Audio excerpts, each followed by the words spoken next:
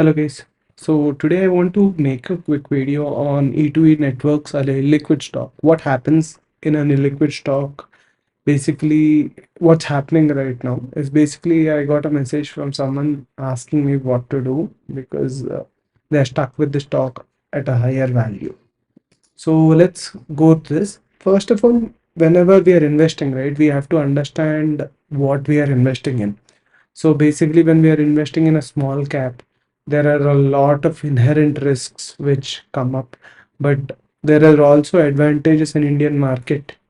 Like for example, the periodic call auction and stage two of ESM has added a lot of value to this illiquid stock. At the same time, uh, the risk has been reduced with this. So whenever you're investing in a small cap, we all always have to remember there is a huge risk is to reward in them. At the same time, the risk will always be much higher when the market is bearish, and small cap right now are falling. But let's see what's happening right now with the help of a few charts. So if we see here, the value of the stock was at 120, and from there it has steadily grown up till 1000. What happened here is there's a huge volume spike here, but after that the liquidity is completely gone. So this entire thing, the stock movement, which is taking place every time the pump was coming up, I would call this as a, not as a pump and dump scheme, but actually there was a huge pump which was coming up with the lowest liquidity possible.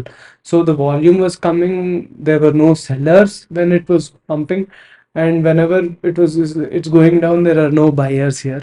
But what happened here is the stock is in stage 2 ESM. That is actually good. So we have to be careful whenever we are seeing this illiquidity. So we have, since it's in stage 2, there might not be so much dumping of stock. It will only go by 2% every day. In stage 1, it will go 5% every day, but in stage 2, only 2% will be the downfall every day. So far, from the highs, it has fallen down 20%.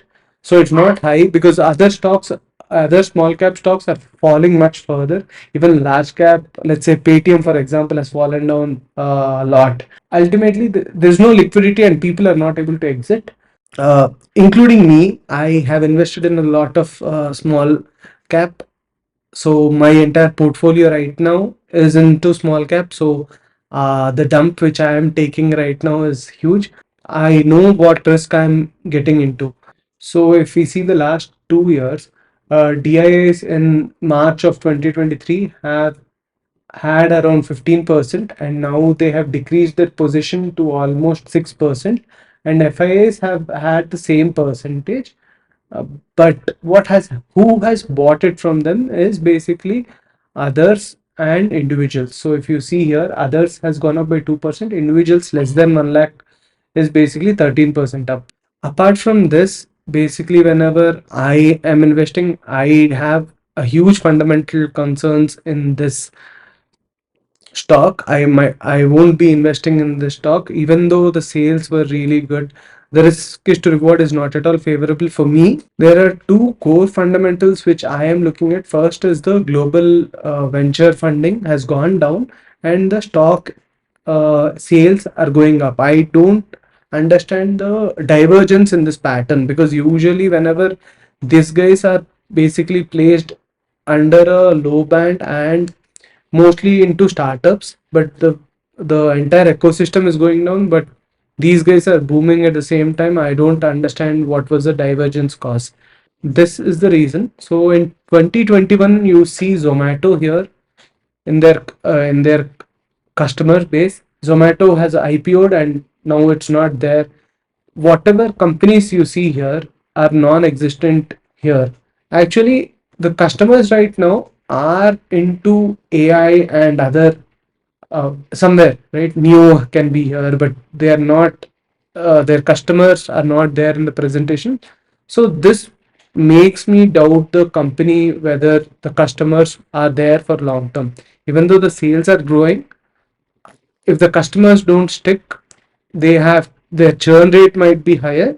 So this way, I'm not interested for this reason.